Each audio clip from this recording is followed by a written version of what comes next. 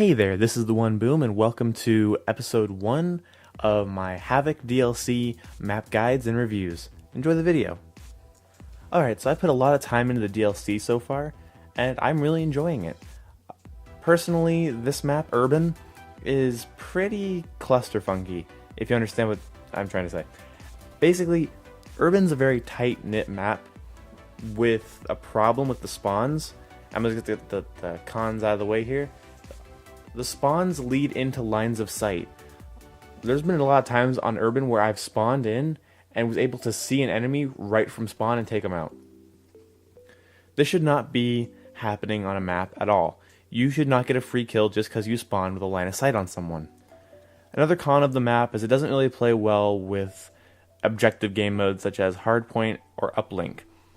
Domination wasn't too bad, but it's so easy to gain map control with just by holding two flags that the enemy team or your team, whatever team is losing, can just get into the spawn trap feeling. Overall though, the map is really decent. Aesthetically, very beautiful. I'm going to give that a 10 out of 10 right out of the way. All these maps are on next gen are absolutely stunning. In terms of jumps and spots and cool little lines of sight, couldn't find too many, to be honest, but of course I'm not going to, this isn't a jumps and spots or spawn guides video. This is a review, and honestly this map doesn't really disappoint me as much as it does confuse me.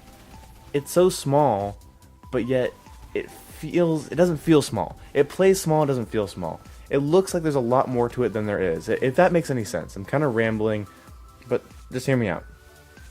The map, to me, doesn't feel like a very small map. When I look at it, it feels big. It feels like I should have room to breathe. But whether it's the spawns or just maybe my perception's off due to lack of sleep, but it feels small. It plays small and feels big. Okay, that's what I'm trying to say. So if that makes sense to you or not, I don't know, but that's my personal feeling on it. This map doesn't really have anything going for it though in terms of dynamic events. To be honest, just the fact that the doors and windows open and close on half the map, and you can see that from the trailer. I'm not gonna patronize you and show you every little nook and cranny.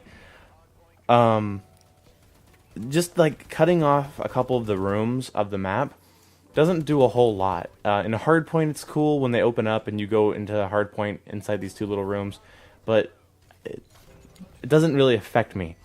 It's one of those not supposed to mess with you too much events. It's there, it makes noise, it does something, you can see it happen. It makes the map feel slightly more alive without messing with you. So it's like happening, but what do you care? The map is 3-lane. It reminds me almost of a Nuketown style. It's a base or a building on either side, two-story building on either side, and you have your left and right flank routes and your high mid, mid, and low mid areas. To be honest, one of the things I don't like about the map is the hover bikes. The hover bikes that are laying around. They don't provide a lot of strategic cover, and they just look like they're there just to show off a cool lighting effect. And I honestly wish they weren't there. Or at least like you could like push them out of the way or something. Use them to your advantage. But, you know, I don't think that's gonna ever happen. But I don't know. I don't have a lot to say about this map. If I had to just give it an all-out rating, I would say 7 out of 10. And that's because of the spawns facing lines of sight, the cramped feeling and domination and hardpoint. Well, not so much hardpoint because it spawns people farther away from the hardpoint than maybe it should. But it feels so cramped in domination, it's hard for me to get into because they hold two flags or you hold two flags. It just turns into a punching someone into a corner game for the rest of the match. So I guess, and because of the crampedness, the spawns that face lines of sight, and the annoying hover bikes that don't do anything and they're just there causing a lot of lighting effects, I'll give it a 7 out of 10. But honestly, this map is fun. It's not unplayable. It's not like the launch of Stonehaven back in Ghost where it's a huge map but you'd like spawn right behind enemies, but whatever. The map is good. The map is fun. The map is interesting. If you like close quarters maps, this map's for you.